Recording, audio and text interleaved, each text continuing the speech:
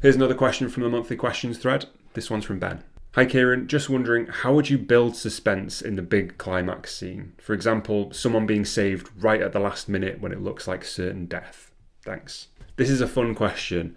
Everyone loves suspense, and it's found in pretty much the majority of novels, I would say, even if it's just in the context of what's going to happen next, and not in the more direct sense of tense plotting, like with a thriller or a horror, that kind of thing. Anyway, I've got a few points here, but of course it's going to depend on what's happening in your scene, so I'll keep it fairly general. A point I want to make up front is that, firstly, in order to feel any sort of suspense and tension about a character or your character's welfare in a scene like this, your reader has to feel attached to your character and be rooting for them. This is really where it starts. If the reader doesn't care, if there's nothing about the character that they're invested in, or if the character isn't important to the plot in some way, like if they're the only person carrying a vial of antidote that's for a virus that's spreading over the earth or something like that. If there's none of that, then your suspense is going to be fairly limited. We should always have it, of course, but make sure your reader cares about your character first, either for who they are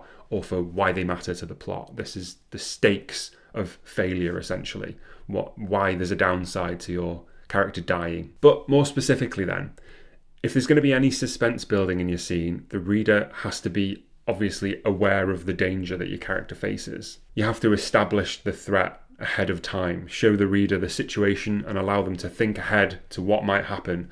That gives space and time for suspense to build. You don't have to be like, oh no, a tall cliff and slippery mud. You can be more subtle about it, obviously, but you need to just establish that that danger is there. If your character just suddenly falls through a hole in the ground in the middle of a scene, there won't be any suspense leading up to that because there's no way a reader could have seen that hole coming, if that makes sense. Show the reader's in danger, either directly, if it's an obvious thing like a cliff, you can do it in your description or your scene setting. If it's an attacker of some sort, you can show the reader signs of them being nearby, either directly or indirectly, so you just signal the threat. A little foreshadowing here can be good for this too, if you're able to do it subtly. Obviously, you don't want to outright tell the reader what is about to happen, because, characters are not usually psychic, but a hint towards danger just gives it a sense of direction. Something tricky to do, but effective, is to give the reader a false sense of security here, perhaps. Show the danger clearly, foreshadow it, make the reader think they know what's coming, and then change direction at the last moment and have the threat come from elsewhere. That one's a bit more complex and it risks being overcomplicated, I think, but it's worth mentioning that's an option. So that's establishing the danger, that's one thing. But I think maybe the biggest contributor to building suspense, in my opinion, comes from what's called dramatic irony, the gap between what the reader knows and what your character knows. If you can limit what your character knows about the danger that they're walking into while increasing what your reader knows about it, that's when suspense and tension starts to build. Show the reader a stolen car speeding around the corner while your character's facing the other direction with their headphones on at full blast.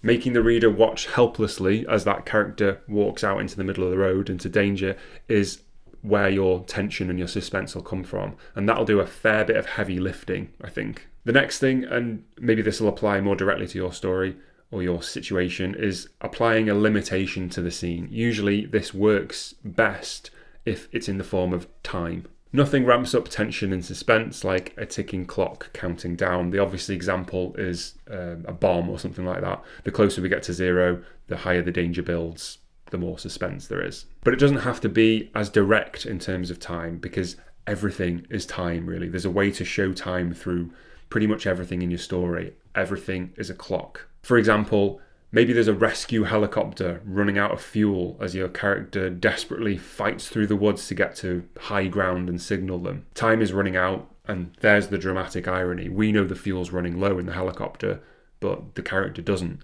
There's the time constraint. The helicopter's going to leave at any moment to refuel. I think you hit on a really important part of this in your question, though. You said someone's being saved at the last minute when it looks like certain death. It has to look like certain death. A lot of characters wind up surviving God only knows what in books and in movies and TV. We see it all the time. And unless you're George R.R. Martin and you regularly kill off your characters, there's always going to be a kind of confidence in the reader's mind that they're not really going to die, especially if it's your main character or an important one. That confidence is the enemy of suspense. You have to find a way to make sure the reader thinks that character is absolutely done for. The resolution, them being saved at the last moment, has to be unexpected or there'll be no tension. However, this is one of the hardest things we have to do as a writer. If a time traveller suddenly appears next to them and pulls them out of the way of that speeding car, and there's been no prior mention of any time travel in your book, it's going to feel cheap for a reader. It has to be possible for them to see the resolution coming, but very unlikely that they will. And that's a bloody hard thing to balance. Something to bear in mind is that you have to start establishing something like that much earlier in the story. Give a hint of the thing that will save your character, let the reader see it, and then forget about it, then bring it back. That's my suggestion. But of course, it's rarely that simple in writing. There's a lot of nuance and a lot of picky details that you'll have to go back and change and build up and make sure are just the right level so that everything balances out. I think it's a combination of all of that stuff at different levels depending on your story. But to recap, establish your character so that the reader cares about them, either for who they are or why they matter to the story. This is the stakes, I suppose. If things go wrong, why does it matter?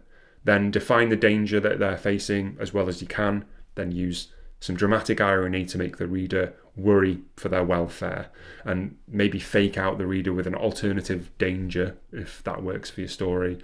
Apply a time limit or some other kind of constraint to the scene to keep the pace moving along and to keep counting down. And then finally, make sure it actually seems like your character will die. Lastly, of course, depending on how you're structuring your story, you could always have a cliffhanger at the very moment before they're saved and pick up again in the next chapter with the rescue.